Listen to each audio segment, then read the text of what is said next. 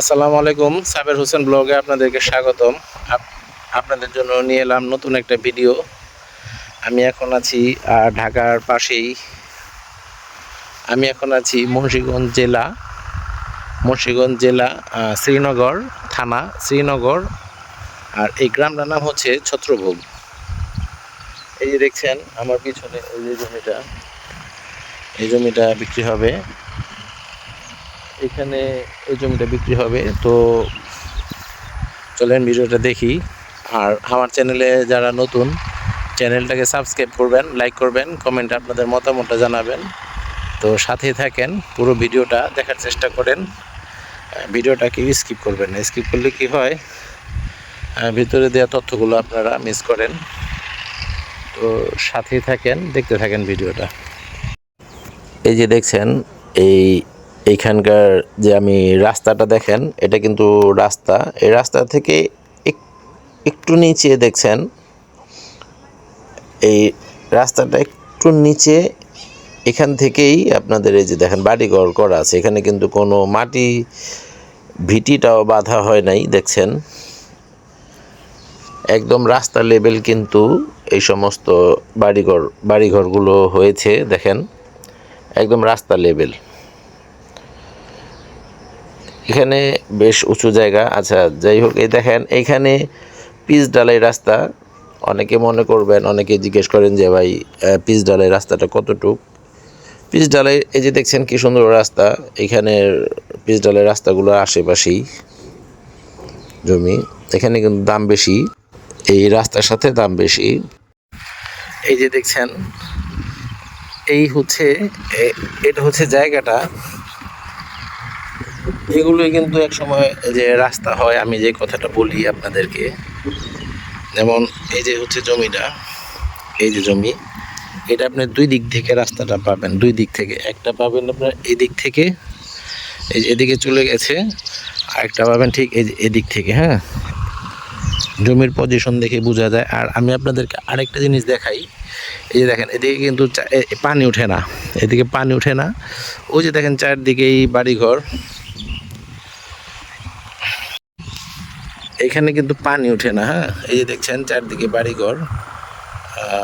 আসেন আমি আপনাদেরকে একটা জিনিস দেখাই, যেগুলো আপনাদেরকে আমি বলে বোঝাতে পারি না আমার অন্য ভিডিওতে।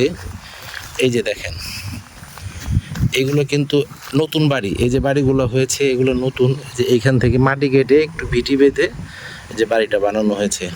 তো এই যে জিনিসটা আমি আপনাদেরকে বুঝাবো, এগুলো কিন্তু দুই পাশে এই যে ক্ষেত, এই যে এরকম। এখানে কিন্তু এক সময় এক পুরুষ সমান পানি উঠতো, এখন পানি আসে না। এই যে দেখেন এই যে এই ভদ্রলোকে একটা ভিটি বেঁধে রেখেছে নতুন, এই যে গাছ লাগিয়ে রেখেছে। তো এই রাস্তাটা হয় কিভাবে আমি আপনাদেরকে একটু দেখাই। হয়তোবা ভিডিওটা বড় হয়ে যাচ্ছে, আপনারা বিরক্ত বোধ করছেন। আমি আপনাদের সুবিধার্থে বোঝানোর জন্য আমি আপনাদেরকে একটু বড় করতেছি। এই যে দেখেন এই যে পিলারটা, হ্যাঁ, এই পিলারটা এই জমিওয়ালা নয়তো এই জমিওয়ালা, ঠিক আছে। এই দেখেন দুই দিক থেকে মানুষ এই যে জমি ছেড়ে এই যে রাস্তাটা করেছে। এই যে দেখছেন পিলার, এই যে দুই পাশে কিন্তু ক্ষেত। হ্যাঁ, তো এইভাবে পুরো রাস্তাটা এসেছে। এই যে দুই পাশ থেকে জমি রেখে এই যে দেখেন কি সুন্দর। এই যে লেবু, এলাচি লেবু বলে সম্ভবত, এগুলো লেবু হয়েছে, পেঁপে হয়েছে। হ্যাঁ, এই যে দেখেন এইরকম আপনারাও একটু যদি এই যে দেখেন অনেক লেবু কিন্তু এখানে। তো যাই হোক, এগুলো এক সময় রাস্তা হবে। দেখেন আমি আপনাদেরকে জমিটা একটু ঘুরিয়ে দেখানোর চেষ্টা করি। হ্যাঁ, বাংলাদেশের যতগুলো বাড়িঘর হয়েছে, এই বাংলাদেশের যতগুলো বাড়িঘর হয়েছে নতুন পুরান যাই বলেন, এক সময় বেশিরভাগই আপনার ওই কি ধান ক্ষেত ছিল, সেগুলোই কিন্তু ভরাট করে বাড়িঘর হয়েছে। তো এই যে হচ্ছে এইগুলোতে এক সময় ধান বুনতো, কিন্তু এখন এগুলোতে ধান হয় না, যেহেতু পানি উঁচু হয়ে গেছে, জমিগুলো পানি আসে না। এটা কেমনে ভাই জমিটা? ওই যে ওই সামনে গেছে কতটুকু এটা? ঠিক আছে। আচ্ছা, এই জমিটাই বিক্রি হবে। দেখেন আমি আপনাদেরকে একটু ঘুরিয়ে দেখানোর চেষ্টা করি।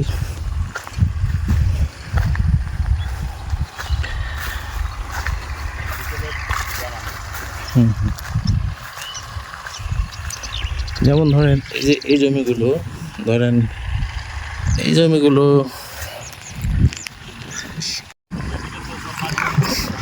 আপা আপনাদের ওই পারে যে চরের ওই পার কি মৈনট ঘাটের ওই পারে কি গ্রামের নাম কি আছিল? বাগড়ার ওই পারে যে আপনাদের বাড়ি কি ওইগুলা কি ভাঙনে গেছে যে নদীতে? অনেকে ভাঙনে কি আছে, অনেকের আছে। ও নদীতে ভাঙনে যাওয়ার পরে ওই জমিগুলো কি এখনো আছে নাকি জান না? ওইখানে চর তো যাচ্ছে মনে হয় আবার এখন নাই। ও এখন আছে পরে চর পড়তাছে এখন। এই যে অনেকে যে আবার যায় কিনতাছে ওগুলো আবার ভাঙবো না এক সময় নাকি? ভাঙতে পারে চরের জমি, ওইটা বলা যায় না। এই পার ওই পার ভাঙ। আচ্ছা এইখানে যে আছেন কি রকম শান্তিতে আছেন তো নাকি? হ্যাঁ শান্তি আছে। 8-9 বছর যাবত এইখানে আপনারা বাড়ি করে? শুনি যে অনেক মানে অনেক খারাপ, কিন্তু আমরা তো খারাপ দেখি নাকি। আমরা এই যে কতদিন ধরে বাড়ি করছি আমরা ভালোই। হ্যাঁ, ও মানে মানুষে কয় যে এখানে খারাপ হ্যান ত্যান এগুলো এক সময় এক কথা কয়, হ্যাঁ ভয় দেখায় আর কি, কিন্তু আসলে তা না, থাকা যায়। এই দেশে মনে করেন অনেক দূরে মায়া বিয়া দিতে যায় না, কয় ওই এলাকা ভালো না, খারাপ, কিন্তু আমরা দিন ধরে খারাপ। আচ্ছা আপা ওই বাড়িটা যে করছে ওই বাড়িটার রাস্তাঘাট কই? এইভাবেই যায়, হ্যাঁ এইভাবেই, এই যে এরকমই, এই যে এরকমই, হ্যাঁ ওই যে বাড়িটা করছে কত সুন্দর। হ্যাঁ এখানে কোনো এমনি কোনো যায় ঝামেলা নেই, বাসা করে থাকা যায় বাড়ি কইটা। হ্যাঁ আচ্ছা ঠিক আছে, এমনি কোনো চোর ডাকাত নাই? এই যে আপনি তো এখানে খোলা মেলা আছে, এমনি কোনো সমস্যা হয় না, বাইরের থেকে কোনো কিছু চুরি টুরি হয় না? ঠিক আছে। আপনার জায়গাটা কতটুকু এটা বাড়িটা? আমার বলতো এখানে না, আমরা দুই কাঠা ঘরের বাড়ি, আমি 3 কাঠা কিনছিলাম। ও 3 কাঠা। তখন তো আমরা সস্তা কিনছিলাম। কত করে কিনছিলেন তখন? কিনছিলাম 1 লাখ টাকা কাঠা, বুঝছেন? এখন তো বর্তমানে 3 লাখ টাকা কাঠা। ও তখন আর কি 1 লাখ টাকা করে কাঠা কিনছিলেন, সস্তা ছিল, এখন দাম বেশি। এখানে পানি উঠে না বা এখানে? হ্যাঁ পানি উঠে। কতটুকু উঠে পানি? এখানে একটু আমার গতি কি উঠে না, ওই যে নিচে এখানে আর কি একটু মানে হয়তো 8 পর্যন্ত বা একটু নিচে থাকে। যে বছর একটা অনেক পানি উঠে, অনেক পানি উঠে, অনেক পানি উঠছিলাম ওই বাড়িতে।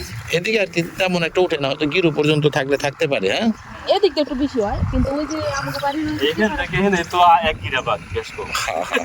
বেশি হয়, এখানে পরে পানি বুঝছি। ঘরের পিছনে যে জমিটা দেখেন না, ওখানে জোয়ার যায় হালকা পাতলা। বর্ষার সময় কি ওই যে ওনার রাস্তাটা ডুবে, ওই যে ওনার নাকি না? না ওদিকে পানি যায় না, ওদিকে যায় না, এক সময় দিকেও, হ্যাঁ এক সময় দিকেও হইব না। এখন আর পানি হয় এরপর বাড়ি করলে তো একটু কি করে এইগুলো এক সময় রাস্তাঘাট হয়ে যাবে এখান দিয়ে। ঠিক আছে ভাই চলেন। তো এখানে আছে যা দেখালাম, এখানে আছে টোটাল 105 শতাংশ জমি আছে এখানে। এইখানে যারা আপনারা অল্প ছোট করে নিতে চান তারাও নিতে পারবেন। এইখানে কিন্তু বেশিরভাগ ওই যে পদ্মার ওই পারে ভাঙনের কারণে যে মৈনট ঘাটের ওই পারে যারা ওই পারে জমি কিনেন তাদের উদ্দেশ্যে বলা যে ওইখানে কিন্তু নদী ভাঙনের ভয়তে ওনারা এখানে চলে এসেছে। তো এখান থেকে আপনারা যারা ছোট করে নিতে চান নিতে পারবেন। এই যে দেখছেন বাড়িগুলো, এখানে কিন্তু চকের মাঝখানে বাড়ি হয়। অল্প একটু মাটি, অন্তত পক্ষে ভিটিটা বাঁধার জন্য তো একটু মাটি ফেলাতে হয়। আপনারা যারা এখানে ছোট জমি নিতে চান নিতে পারবেন, দেয়া যাবে ব্যবস্থা করে। আর প্রতি শতাংশ জমির মূল্য পড়বে এখানে 90,000 টাকা শতাংশ।